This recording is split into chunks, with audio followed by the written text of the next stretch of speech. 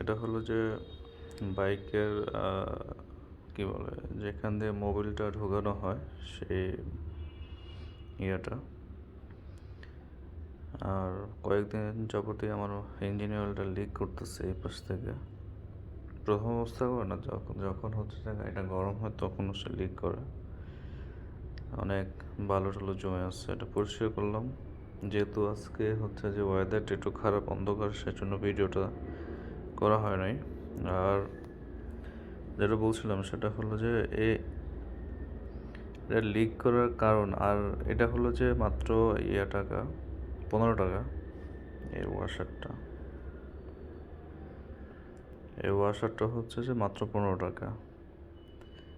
এটা কিন্তু খুব একটু হেলদি থাকে, দেখেন এটা হলো যে চারপাশে একই শেপের থাকে। এটা কিন্তু এরকম হয়ে গেছে, একটু চাপ লেগে গেছে, এরকম হচ্ছে, যেহেতু এটাতে অনেক জোরে টাইট দেওয়া হয়, ঠিক আছে, এই জন্য এটা চাপ লেগে চিকন হয়ে গেছে, ঠিক আছে। হচ্ছে অবস্থা। আর হচ্ছে যে আমি যদি নতুনটা দেখাই আপনাদের, এই দেখেন নতুনটা কিন্তু দেখেন, মনে হচ্ছে যে এটা ইউজ করা হয় নাই। খুব মোটা মনে হচ্ছে, ওইটা থেকে মোটা মনে হচ্ছে, দেখেন। হচ্ছে অবস্থা। ওকে, এখন লিক কেন করতেছে নতুনটা? এটা তো মনে হচ্ছে সেমই, দেখতে মনে হচ্ছে সেম, কিন্তু এই পাশটা কিন্তু চাপানো। এটা কীভাবে বুঝবেন? এটা হচ্ছে পুরোনোটা, এটা হচ্ছে নতুনটা। এটা আমি দেখাই আপনাদের। ঢোকানো হলো, ঢোকানোর পরে দেখেন এটা ইজি ভাবে ঢুকে গেল আর কি, জিনিসটা একদম মাথা পর্যন্ত চলে আসে, দেখেন, প্যারা নাই, ঠিক আছে। আর ওই জিনিসটা দেখেন, নতুন সেটা হলো যে হচ্ছে নতুনটা ঢুকে এলাম। আমি যেহেতু এক হাতে মোবাইল দিয়ে ভিডিও করতেছি আর এক হাতে কাজ করতেছি, এই জন্য হচ্ছে একটু প্রবলেম হচ্ছে মেবি আপনাদের। আশা করি সুন্দর দৃষ্টিতে দেখবেন। এটা হচ্ছে যে আমার পার্সোনাল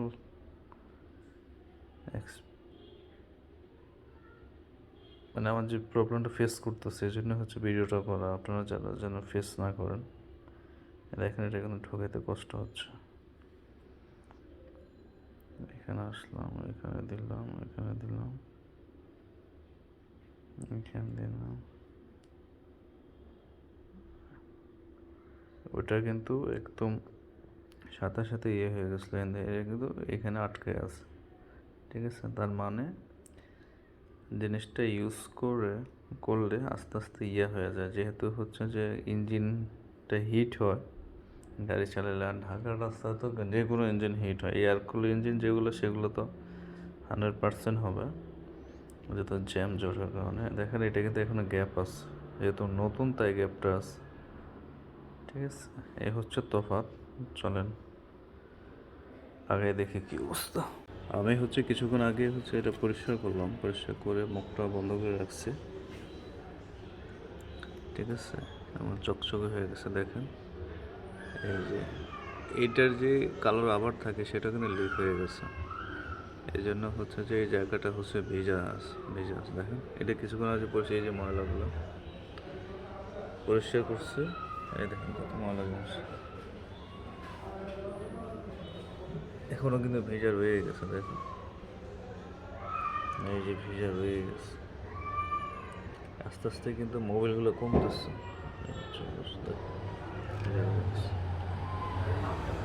এই হচ্ছে অবস্থা। এখন এটা লাগানোর আগে আপনারা যদি ভালো করে মুছে নেন,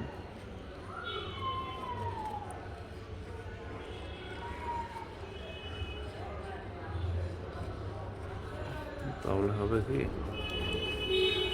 বালু থাকলে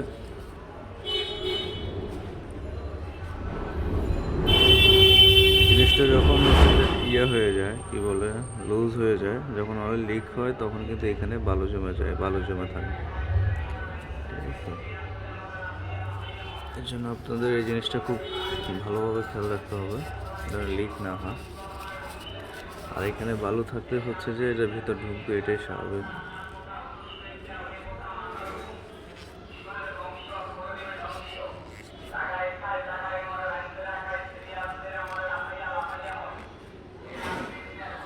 আর এটা হচ্ছে যে কখনোই প্লাস দিয়ে টাইট দেবেন না, কারণ প্লাস দিয়ে টাইট দিলে জিনিসটা মাথাটা ভেঙে যাওয়ার চান্স থাকে। এটা কাজ কখনোই করবো না। এটা হচ্ছে হাত দিয়ে টাইট দেওয়ার জিনিস,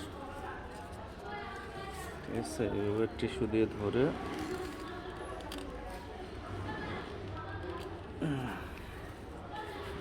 হয়ে গেছে, দেখেন এখনও কিন্তু ভিজা রয়ে গেছে। এখন হচ্ছে অবস্থা। এখন এটা যদি চেঞ্জ করা যায় তখন আর এখানে শুকাবে না, মানে শুকনা থাকবে আর কি, ভিজা থাকবে না। আশা করি ভিডিওটা কাজে লাগবে। সবাইকে ধন্যবাদ। আজকের মতো টাটা, বাই বাই।